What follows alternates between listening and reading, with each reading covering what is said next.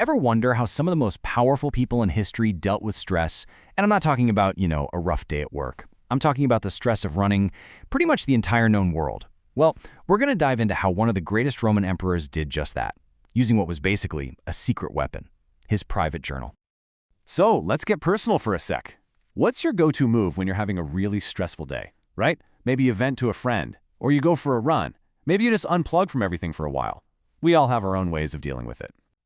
Okay, now imagine your to-do list isn't about emails and deadlines. Imagine it's more like command a few armies, deal with a massive plague, and try to stop a civil war from breaking out. The scale of that stress is, well, it's pretty much unimaginable, right? But for one guy, that was just another day at the office. And that man was Marcus Aurelius. Yeah, the Marcus Aurelius. He was the emperor of Rome, one of the famous 5 good emperors, in fact. But here's the thing. He had another title, one that he seemed to value way more, Stoic philosopher. And that's where this whole story really kicks off. So this brings us to what you could call the emperor's paradox. I mean, think about it. How on earth do you square being the most powerful person on the planet with a personal philosophy that's all about simplicity and finding inner peace? It's a huge contradiction. So on one side, you've got the emperor. His day job, commanding armies, playing high-stakes political games, basically running the entire Roman Empire. But then, on the other side, you've got the philosopher. This guy was a deep student of Stoicism, searching for a simple, virtuous life, free from all the drama.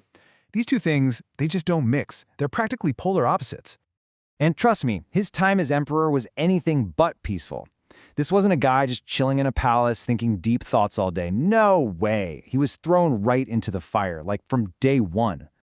Seriously, the second he got the top job, it was just non-stop crisis mode. You had a war breaking out over in the east, then a horrific plague gets brought back by his own soldiers and just tears through the empire. Then you've got invasions from the north, and as if that wasn't enough, one of his best generals turns on him and tries to take over. It was just one thing after another after another. And we're not talking about problems happening far away that he just heard about. Nope.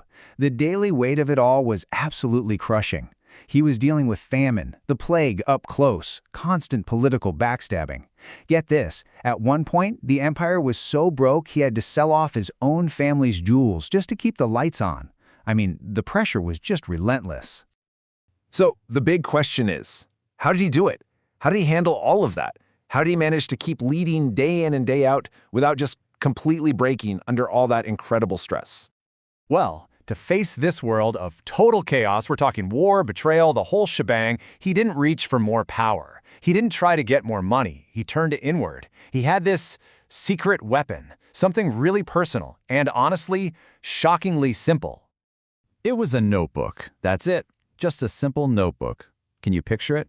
The most powerful man on earth, out on the freezing northern frontier leading his armies. And at night, he'd sit in his tent and just write. Not battle plans, not imperial laws, just notes to himself. And that collection of notes is what we now know as the Meditations. But it's so important to get this straight. He never, ever meant for this to be a book for other people. This was his private journal. It was just a bunch of reminders he wrote to himself about how to be a good person, how to keep a clear head, and, how to just get through it all. Yeah, there's a great line in an introduction to his writings that says his book records the innermost thoughts of his heart set down to ease it. He wasn't trying to impress anyone. He was just trying to ease his own mind. It was a tool, a practical way for him to give himself advice, to process all the craziness of his life and just find a little bit of clarity. So what was he actually writing in there? What kind of stuff did the most powerful man in the world write to himself? Let's take a little peek inside this amazing journal. Basically, the whole point of his writing was to reinforce his beliefs. Think of it like this.